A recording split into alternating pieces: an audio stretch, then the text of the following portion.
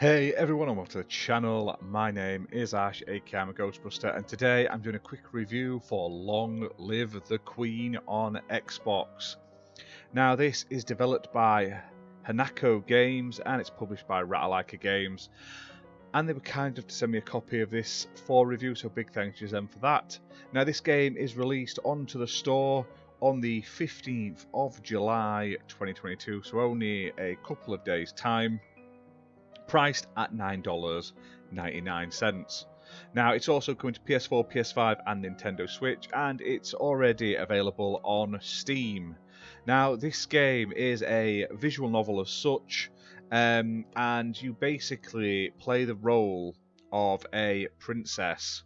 So the basic description is, being a princess is not an easy job. Being a queen is even harder, especially when you're only 14 years old, and the reason you've inherited the throne is that your royal mother has just met an untimely end. Can you survive long enough to reach your coronation?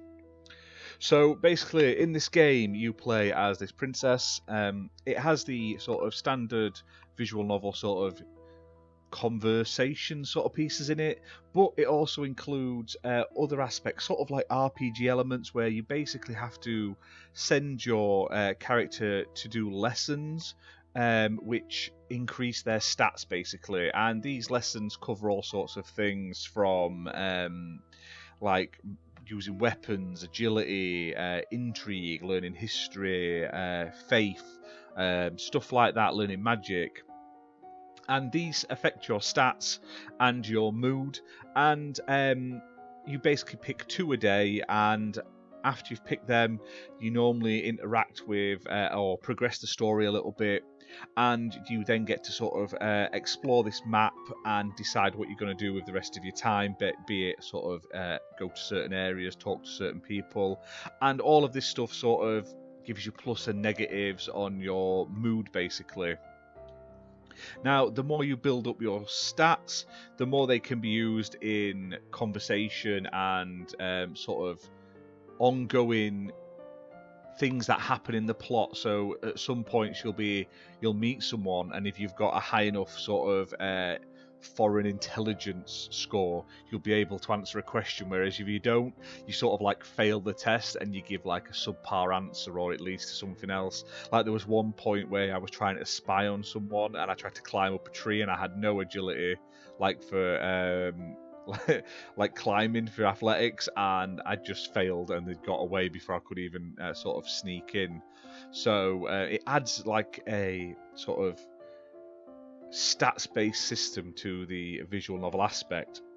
Now the game itself is pretty cool. Like I say, it features really cool like manga-inspired art and HD backgrounds. It features multiple endings, including deaths. I did die a couple of times while playing this.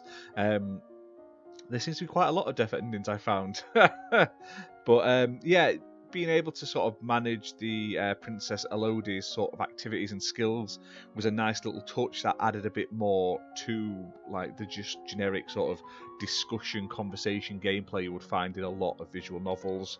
And the plot itself is filled with a lot of intrigue and treachery, which is pretty awesome. Like I say, compared to sort of, it's not sort of just a standard love story as such that you find in visual novels.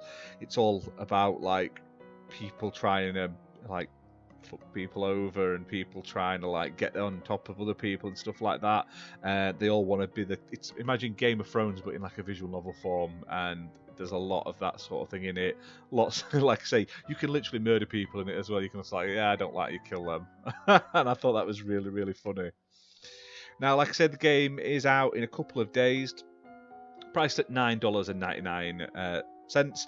There's a lot of replayability in there. There's a lot of different endings to get, a lot of different stats and sort of things you can play around with to get obviously different outcomes to conversations and stuff like that.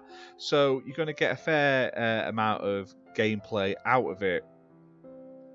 Now the game is playable on Xbox One and Xbox Series X and S. It's optimised for Xbox Series X and S with 60 FPS and 4K resolution, and it does support smart delivery as well, which is a nice bonus. But like I say, if you're looking for a sort of visual novel with a bit more to do in it, a bit more like RPG style elements, you prefer a plot that is less romantic and more sort of treachery, and also just sort of working your way up to become queen, basically, that sort of thing, then I highly recommend checking this one out. But that's it for this video, guys. Hope you've enjoyed it. If you have, hit that like button, hit subscribe, and we'll see you soon for more content. Bye for now.